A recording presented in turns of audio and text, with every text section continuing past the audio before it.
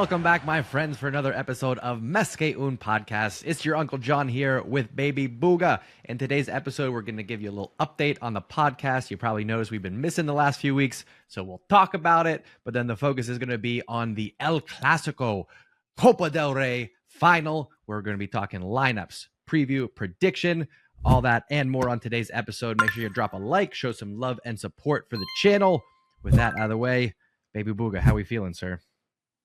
We're feeling good. Actually, we're feeling good, but we're feeling nervous because I think this is the first step. You know, this is the first competition that comes to an end, and we have the opportunity to get the treble started. Yes, you know?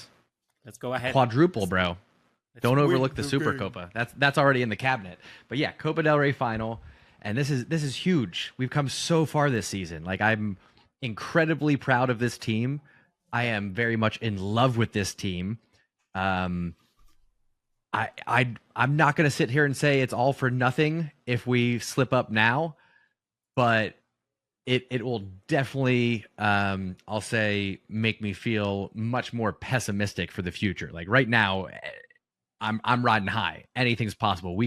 This could be the team of the next decade. But we'll see what happens over these next couple of weeks. Yeah. The big nervous sigh. All right, so we're going to talk about that. Before we get into that, I know that people have been curious. Where you guys been? What's been happening? Where's Pablo? I've been getting a lot of messages, like, since I started doing videos again. Like, I've been getting a lot of messages of people going like, "Where's Mes Que Un Podcast? What the hell? What?" like throwing their tables around. Yeah, I mean, it is the most popular football podcast in the world. It's everybody's favorite, so I get it. So just to let people in on what's been happening, we've kind of kept it a secret because we were waiting to see if things changed and see how things played out. But most of you know, all of our regular listeners, you know that Pablo has a real job. He is employed by FC Barcelona. And unfortunately, it was determined that that was a bit of a conflict of interest. So Pablo had to step away from the podcast. We weren't ready to talk about it. I think we were all three hoping that we could work something out there. We were all just like damaged. Yes, I was like, it hurt. What's a word? Grieving. I was grieving. Grieving. It's like when it's like away. It's like you found like the love of your life, but your parents are like, "No, he's a bad boy. You can't see him anymore." That's what it felt like. No, that's what happened to me. You know it. Oh, that's right. Sorry. Didn't mean to bring up past trauma. Too real. Even in the saddest of days, the boys come out. Yes. So, off camera, the three of us remain friends. We still catch up. We're very close with each other. So there's no animosity. There's no hard feelings whatsoever. It's still the Three Kings, brothers forever. But Pablo is no longer able to join us on the pod. So we are sad about that. And we've just kind of been processing and discussing what we want to do. You know, is it going to be me and Buga continuing on our own? Are we going to have regular guests? Are we going to bring in a third person? Are we going to abandon this whole thing and maybe we do me, Buga, and Pablo have a podcast that's not football related? Who knows? But what we have decided is that for at least the remainder of this season, Buga and I are going to continue on. We'll get back to our weekly podcasts. And so that's what we're doing here today. We're touching base with you all. We're giving you an update, and we'll talk about the Copa del Rey final here, our preview, predictions, all that good stuff. And we know it stings a little bit. It stings us too. I promise you, we're feeling it more than you guys.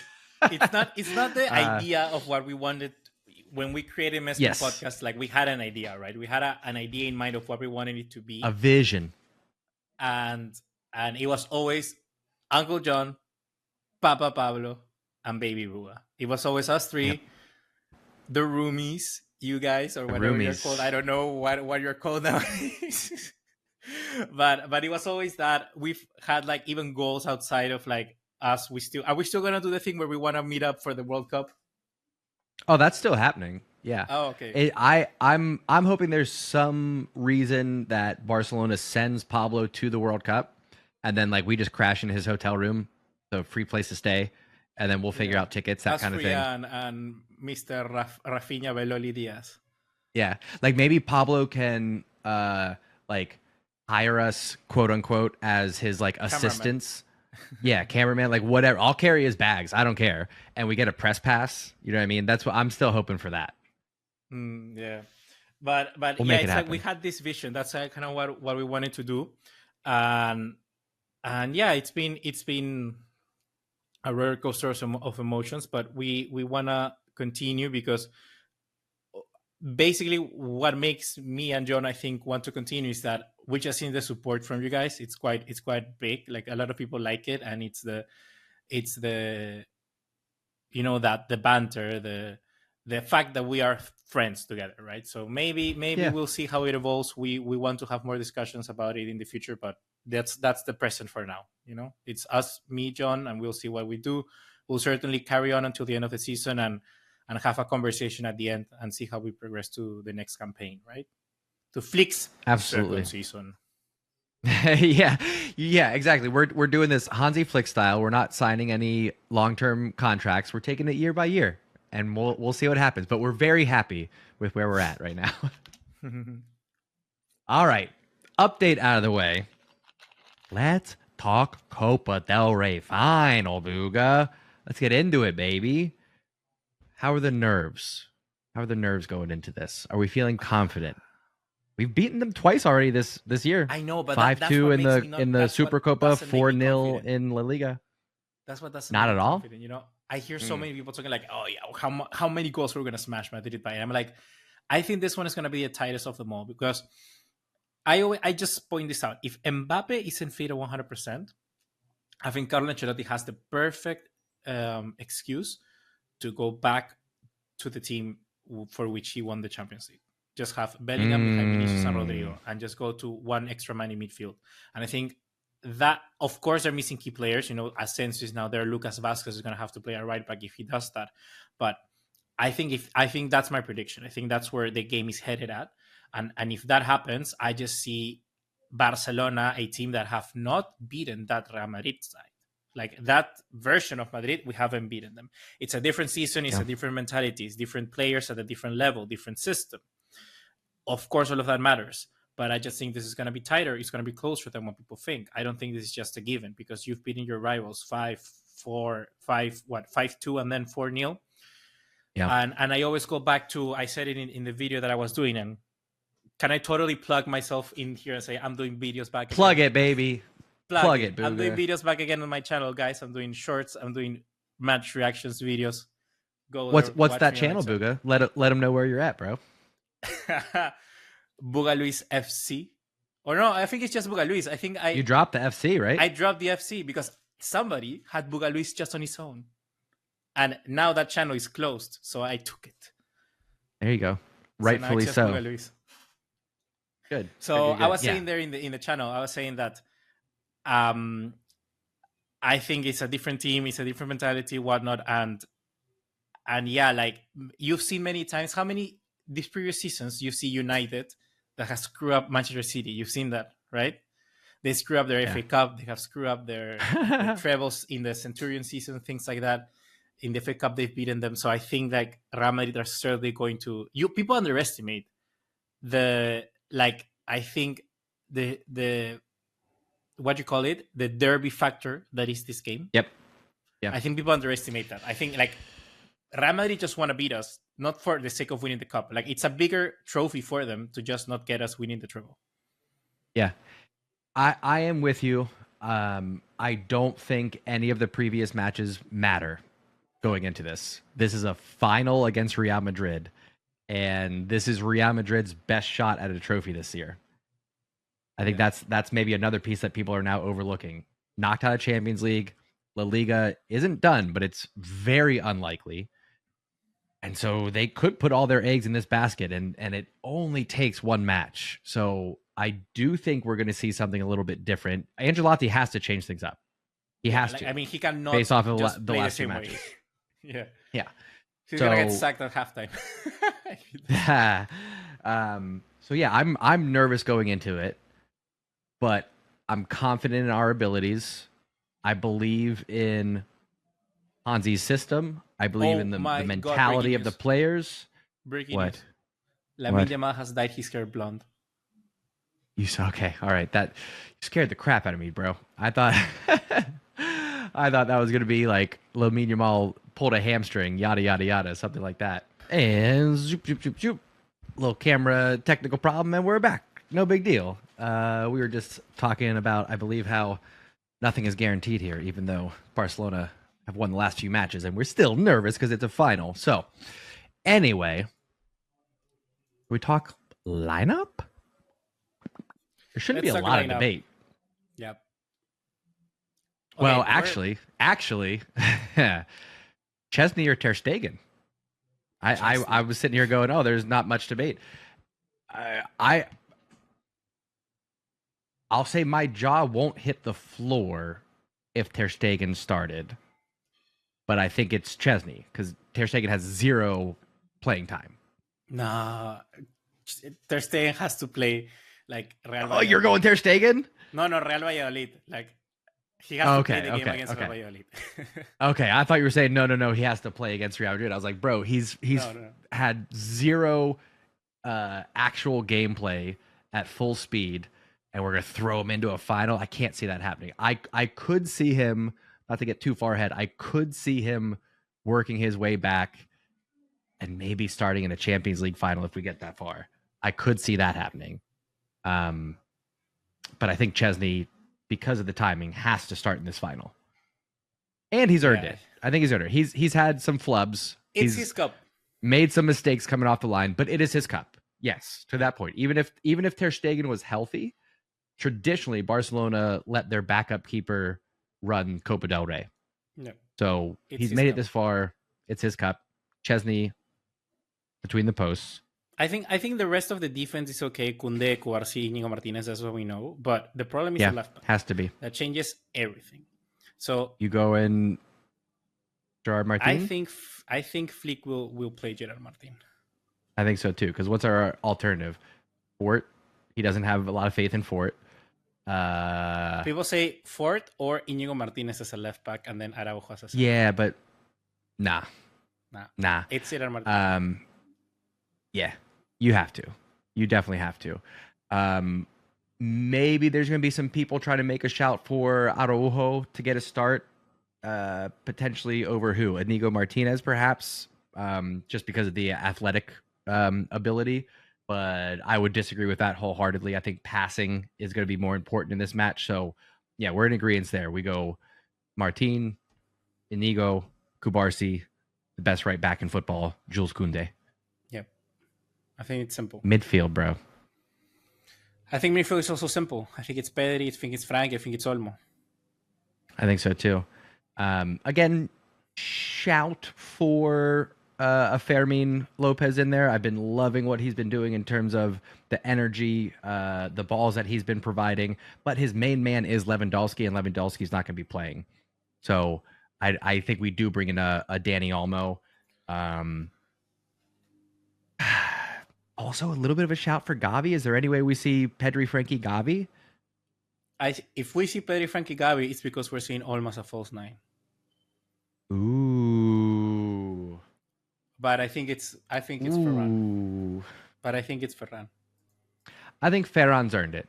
I think as much as Chesney has earned his spot for this final, I think Ferran has earned his spot for this final. For me, there's one thing that makes Ferran really obvious for this, and it's that he's the top scorer in the Copa del Rey. Oh, wow. I did not realize that. Yeah, he's the top scorer in the Copa del Rey with 5 goals, with Endrick, who also has 5 goals. Get out of here. Wow. So, I would not have gotten that on the trivia board. Wow. I actually do think as well that Endrick might also play if Carlo Ancelotti doesn't decide to go with a regular, like, the formation back to basics that I'm talking about, the bare bones, the diamond midfield. I think he could play Vinicius, Endrick, and Rodrigo. Wow. Vinny, Henrik, and Rodrigo. Ah, man. How many starts does Henrik have? Does he? I don't feel like he starts very often. No, he doesn't. And the last game, Ancelotti had like a comment on Endrick, like a really strong one. He said like he needs to stop clowning around and play football. That's what he's getting paid for. Something like that. Something crazy like that. He said. So it's like I don't know, but I think that could be a possibility. I think Flick will give Ferran Torres. I mean, like you said, he's earned it. 5 goals, top scorer here. The shark, baby. It's your time to shine. Shark. The shark. Let's go. Love it. Buga's been pulling for him this entire time. Bro, it's your day, Ferran. It's your day. It's your moment. It's your moment to shine. Who do you think?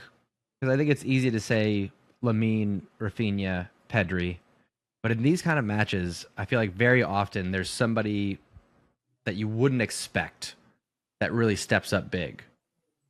Who do you think that could be? Who's the most likely to step up beyond the expectation? So not Rafinha, not Lamine, not Pedri. For me, if it's not one of those three, who's going to be the one that steps up? For me, it's clear. I think that it's going to be Frankie de Jong. I think Frankie normally against Real Madrid has these last 2 games against Real Madrid, he's had good matches. Matches. Particularly the first one, he was really good. He was influential game. He came off the bench. He was Pedri, Casado, and Fermin Lopez our midfield. But look at that midfield, and we smashed them. Fermin Lopez, Casado, and Pedri, and we smashed them.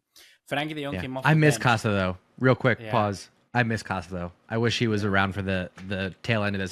He's earned it as much as anybody this season. But absolutely, absolutely. He definitely deserved like even a start here. I honestly think if Casado was playing, we would have seen a lot more of Frankie, Casado, and Pedri all together. We would have seen that a lot. I agree. Because there's instances where Frankie has been playing as the CM, the attacking midfielder. Mm-hmm. Have you seen that? There are instances in the last few games where it's been Frankie as that player, where he's playing in the Dani Olmo, Fermin Lopez position.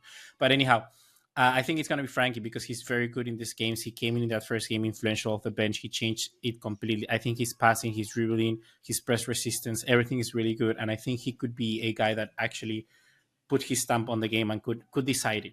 Maybe could decide it, but not. I'm not talking about like showstopper taking up the billboards. I'm talking more about a silent sort of presence in the game. Someone who's very constant. We're gonna see the game is gonna end and it's gonna be like Frankie de Jong had 90% accuracy and had the most, I don't know, successful through balls in the history of the Copa del Rey. Something crazy like that. It's gonna be one of those games. Yeah, I'm with you. It may not be goals, it may not be assists, but Frankie de Jong controlling that midfield in a clear and obvious way, I could see that happening. I'm going to stick in the midfield. I'm going to say Dani Olmo. I'm going to say he earns his $60 million transfer fee in this match. I could see a goal and assist coming from Dani Olmo. I'm expecting big things from him in this because Dani Olmo's a big game player. Like you took the words right out of my mouth. I was just gonna say I think he's a big time player, a big game player, and I think this is really his first opportunity to prove that. I think he's gonna come up. He's gonna be big. I want to win. I want to win this so bad. We need this so bad. We need the entirety of the season because the players have worked their ass off, and we need to come out with the goods. Yeah, this really is. It's almost like we've been through all of this, but the season starts now. Exactly. It doesn't even matter. It doesn't even matter what you've been going through. Nothing else matters. The season starts now. This is it. This is the last leg. Yeah, this is final hurdle. I think if you lose this, like. It reminds me to the season in 2019. Was it 2019? 2019, where Barcelona lost to Liverpool and then they lost La Copa del Rey and then they almost lost La Liga. It dismantles. Yeah, we would have been undefeated, but we lost in the last game of the season, right? Was that 2019 or was that 2018? That was 2018. That's 2018. 2018. That was before. Fun fact: Coutinho hat trick against Levante. We lost 4-3, I think, or 5-4, something crazy like that. Suarez scored another penalty in that game. Coutinho hat trick, goodness, and he didn't, and we didn't even win the game. And that was the first game Lionel Messi was benched in the season, just to show you how much we relied on Lionel Messi. Wow, the memory on you, I'm very impressed. so okay, yeah. Back to where we were. I think it could happen very similar to that. We need to win this because it could be the influx point. This could be like we win this, and then it gives us the confidence to go to Inter to beat them. and do like that. Yeah. No, I'm with you on that. Okay, so prediction wise, give me a score line. Give me who's going to score those goals, and paint me a little picture. Give me a little overview how that's going to play out. Barcelona 3-2. I think Real Madrid score first. I think it's one of those games where they score first, very similar to the one in the Supercopa where Mbappe maybe gets one-on-one and like beats Gerard Martin and then bang, goal. Yeah. And then we are like, oh, Gerard Martin, we always knew that's going to happen. So Mbappe to score. Then I think it's going to be maybe Vini. You know what? I think it's going to be Vini to score. No.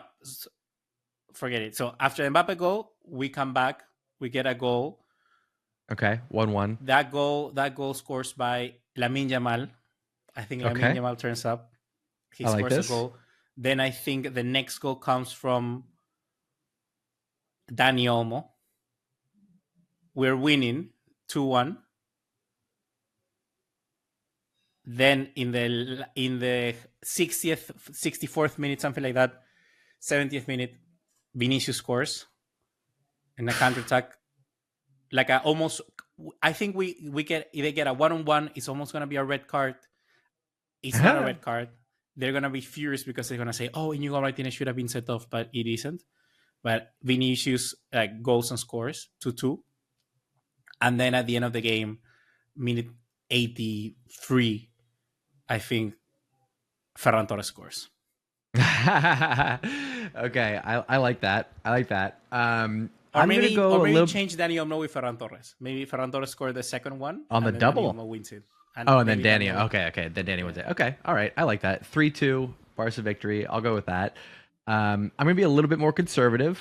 I'm going 2-1 to Barca.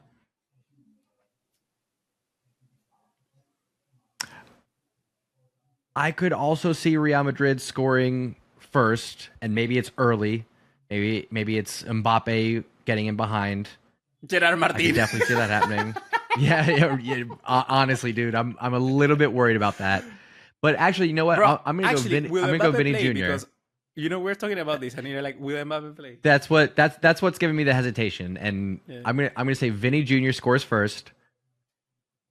17th minute, right around there. But it's more from a mistake.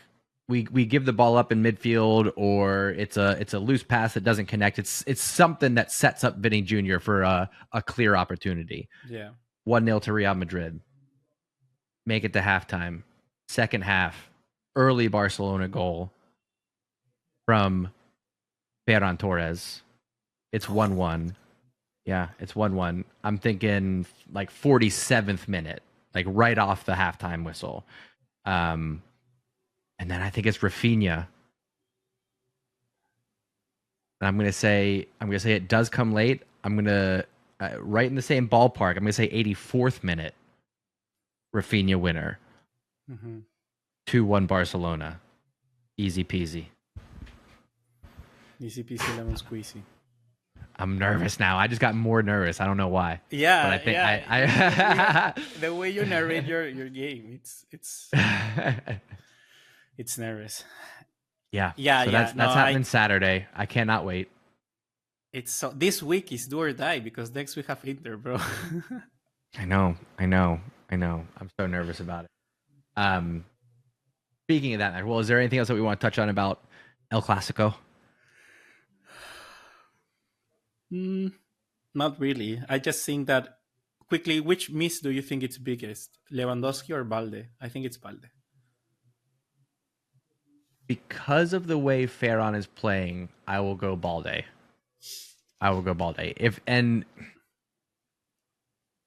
Yeah, it's close, but I will go Balde as well. But it's because the drop between Balde and the next player is massive, Way more than Lewandowski to Ferran. And there's other people. You have Rafinha, you have Lamine, you have attacks from the midfield that can pick up some of the slack from Lewandowski being out.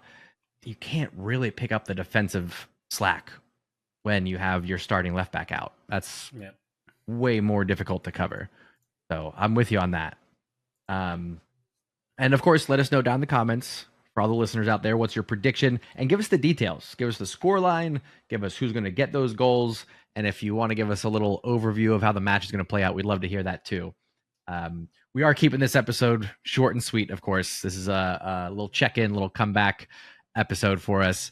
But before we hop off, since we're not going to be doing another episode until after the first leg tie with Inter Milan, are we at home for this one? I think we're home, right? Yeah, home. We are. We're home for the first leg. Which, do you think it's better to be home for first leg or home for second leg? Home for second, 100%. There's only one correct answer, bro. Yeah, I do prefer that as well. So Inter with a bit of an advantage there. Just quick prediction for that one. What do you think? I think Barcelona need to go out and smash Inter. I think Barcelona need to take the loss that they just got in. They got smashed by Milan 3-0. I saw the game and they looked completely fatigued. Inter looked so fatigued.